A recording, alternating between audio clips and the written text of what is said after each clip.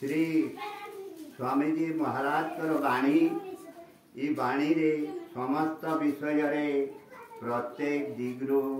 खुलाखुली भाव रे अति सुंदर रूपे बुझे करी कही से कहूथ अति सुंदर रूपे बुझे करी कहूथ जे आमे जो सृष्टिवाद जगत के देखुचा 84 लक्ष विराट जेहेल खाना भितरे रही आमे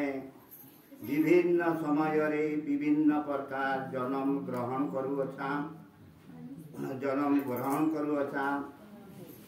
आमे निजे करुथिबा कर्म गुटाक हेतु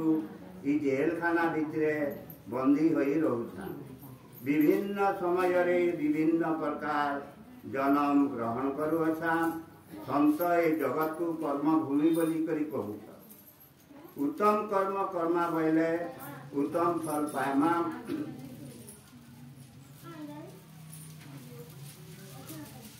उत्तम फल पाएमा मात्र जेकोसी प्रकार कर्म कले आमे जन्म मरण दुखरू शरीर रूपक बंधन मुक्ति पाई पारुना उत्तम कर्म कर्मा बोले राजा महाराज जन्म ग्रहण करी पारमा जाति धर्म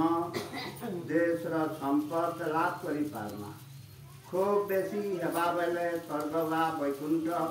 प्रजंते दे पारमा मात्र से गुटा को मध्य खेणे निमित्त पाई भोग करवा के मिलू थाए से गुटा को भोग करी सारे परे आमको पूरी 84